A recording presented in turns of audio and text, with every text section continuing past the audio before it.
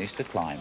The day's racing's hard, but once it's over, the cyclists still have plenty of energy left to make the most of the idyllic location and pick up new skills from the local Hawaiians. Yeah, surfing! Tiny bubbles in the wine. You want to keep the board straight out or straight in, okay? You never want to be too far forward, you never want to be too far back. Stand straight up, the board will drop from underneath. Surfing, rough. Wide in the wave. Tiny bubbles in the wine, makes me happy, makes me You worried about those big waves? No, these are not too big, it's okay. Tiny bubbles make me warm all over, with a feeling that I'm gonna love you till the end of time. And Surveys Carnarvon there, enjoying his surfing here on the islands of Hawaii, as indeed are all of the riders. This is his last race as an amateur rider. Next year he'll be with the top professional team, TVM, for the final stage of this four-stage race. The roads have been closed down here for the first time for a big international bike race, and the survivors will now fight out over a distance of 40 kilometres. Scott Mercer still has the overall lead, but Thomas Brezina of Poland is chasing him hard, and so too is the Irish rider Declan Lonergan. They're now the names we should watch out for. And the riders are away, and this is the final circuit now, the fourth stage of the Tour of Hawaii, which is coming to a highly successful conclusion, especially for the rider from the United States, who hopes now, Scott Mercer, to defend his lead. The yellow jersey he took on the second stage, and he took that away from the Polish rider who's tracking him at the moment, Thomas Brezina. Gentle start, and this has got to be one of the prettiest circuits that these riders will ever take part in. It's 35 laps of a 1.2 kilometre circuit, bringing the total just over 40 kilometres, in fact. And the riders, I'm sure, will be thinking as they go out on this opening lap of the pleasures of the beach just off their right shoulder here.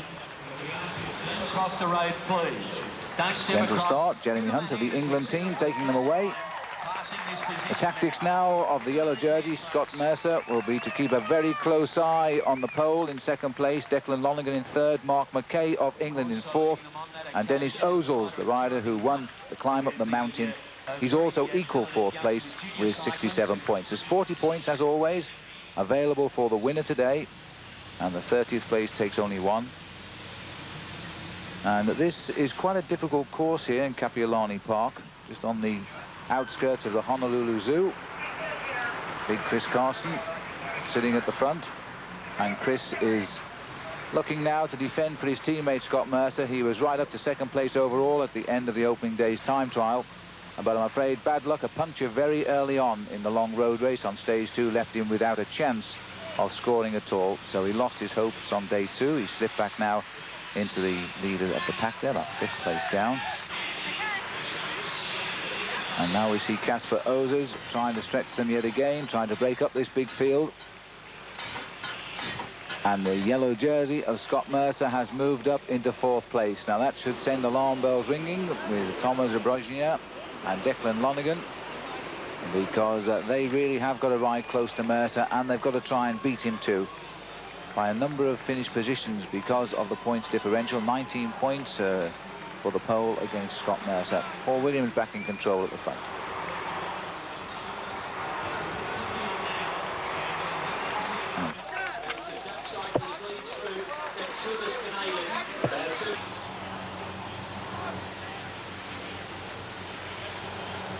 And it looks as though Conor Henry, I think, is going to try and slip away from the field. No, it's Declan Lonergan. Now, this is a good attack now. If Declan can put this one, this will draw the sting of Scott Mercer for sure. The yellow jersey will not want Declan Lonergan to go. He's third overall in this race. He's 35 points off the win, which is a tough order for him, because Scott Mercer knows that he only has to finish in the top 15 to really annul any gain by Declan Lonergan, who would take the 40 points for the victory. But this is a strong attack, and not surprisingly, the yellow jersey is taking fairly close order. Well, in fact, they're the Australians who have come to the front. They're very similar to the race leaders' jerseys, unfortunately for us, but Mercer's a little bit further down the line at the moment.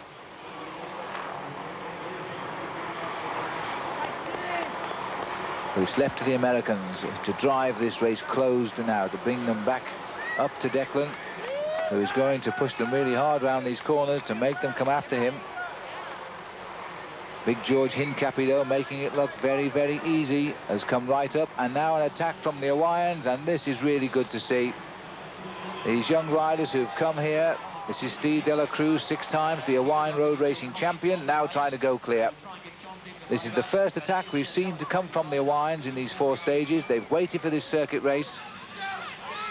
There's nothing to be ashamed of in that either, because these boys who normally race against each other here on the islands, there's about 200 such bike races a year, but now they've suddenly found themselves up against quite literally the finest cyclists in the world.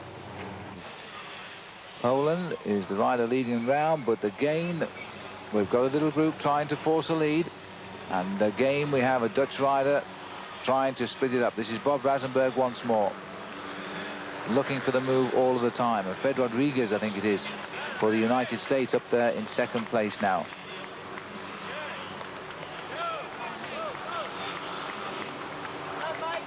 So we've got 2 Americans. On the front, Rodriguez. On the back is Marty Jameson. Boy in the lime colours is Bob Rasenberg. Paul Williams is in 2nd place to our left at the moment. And the other rider in 2nd place, 3rd place now, is the Polish rider Christian Zagiel. So they are the breakaway, with 2 more riders trying to get across as well. Now this is a very, very interesting split. It's got some strong men in it. And the bunch has realised it, because they've begun to chase it down. And it's the Canadians who are anxious to come up to this leading group. As Jameson takes them around the corner, Rasenberg in 2nd place, Zaidel is in 3rd place. Down a gear for the next bend. 3 riders trying to bridge the gap, and they've sat up, and that could be a mistake. They've looked at each other to let somebody else do the chase, and you see what's happened. They've got a second wind up at the front as Paul Williams starts to go.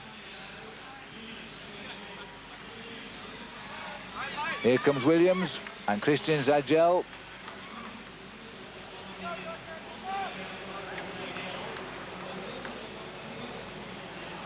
And in 3rd place, going around the corner, is Marty Jameson. But the scramble from behind is having an effect yet again.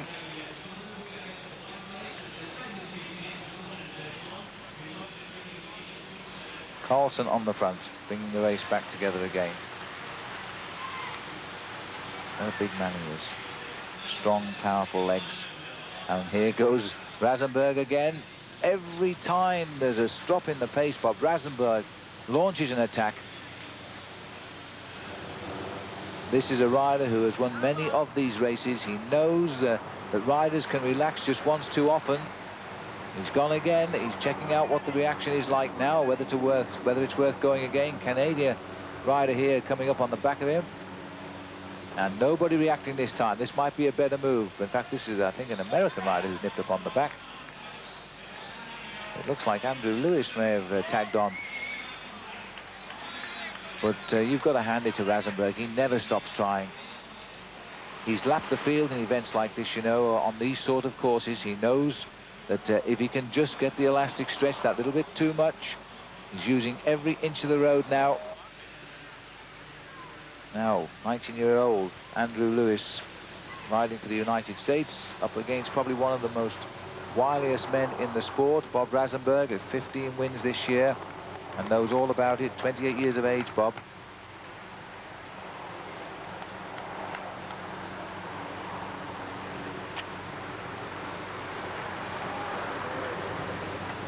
And there's a little group coming up here now. And Zaidel is the rider from Poland who's in it. He's the rider in the white, and he's been the workhorse today for the Polish team, chasing down all of the escapes to try and keep this pack together for the big pack sprint. A couple of Latvian riders also getting in on the act. And Dennis Ozels, the rider who won up the mountain, has now joined the leading group, but as you can see, the whole field is back together. The white flag is out, and they've got Rasenberg once more. And you could see the way George came around that bend there. His class showed because he was so much faster around the corner than some members of that group. But he's virtually sat up to wait for them all to regroup, and now immediately an attack by Jemison, and that's a clever move. The Americans always on the defensive for the lead. Oh, and down, Pizzics has gone there. He overcooked it on the corner, and that's him out of it now, because Mark McKay saw it and avoided it, and so too, thankfully, did everybody else. He might well get back in the race at the back of the field. He won't be allowed to lap out, I'm pretty sure of that now at this stage of the race. And now the cheers are up there now for the United States. And look at this now, Marty Jamieson about to wave farewell to the amateur. I think if he wins this, they'll be glad to see him go, because he's going to be a professional in Holland. And there, the unlucky Latvian rider has gone. So now we're into the final lap of the circuit, and this final kilometre is going to seem an awful long way, but look at the close down is coming. This is Servais Knaven, who's closing down very rapidly indeed. And Knaven is shutting it down on Jamieson. And Jamieson is about to be caught by Servais Knaven. And he knows it, he's waiting. Now Knaven, just like Jamieson, is also turning pro at the end of the season. And the Latvian rider who's come up here. And this is Ozers, I think it's Kasper Ozers who's joined him at the front. So we've got Kasper Ozers, but the Servais Knaven, who has been so determined today to try and get the win he wanted to say farewell to the amateurs, is now finding his legs. The legs next year, he hopes, will take him to a ride in the Tour de France. But Kasper Ozers has got him, and so too is Jamieson, somehow finding the strength to hang on. Half a lap to go, about 500 or 600 metres, if that. And look at this now. Knaven is not going to wait to see if Kasper Ozers has the ability. The Latvian are going for back-to-back stage wins here. They won the ride up the mountain. They've come down the mountain to Waikiki Beach, and now they're trying to win here as well. And I think, you know, Knaven is doing the wrong thing here. He's going to give this to Ozers if he keeps this up. Ozers is riding in his slipstream. That will also mean a 30% saving of energy. He's going now early. He's going now early, and on the right it's Ozers, but Knaven is so determined, he kicks again, Knaven. This is going to be a tremendous finish. And I think he went, you know, to the Dutchman right on the line. It was difficult, in fact, to see exactly where the line was, but it looked to me as though, in fact, the victory went to Servais Knaven, but it will go to the photo. Well, there we are. He tried and he tried, but you know it's gone to the photo, and there is feeling here that the Latvian rider, Kasper Ozers, has won it by the width of his tyre. We'll wait for the photo.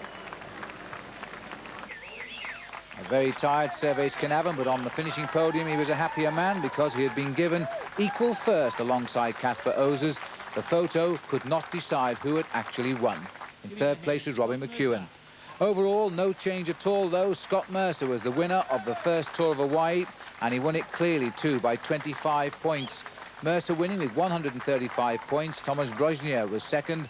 Kashara of the United States was third, and Mark McKay of England finishing fourth. The best Australian was Robbie McEwen.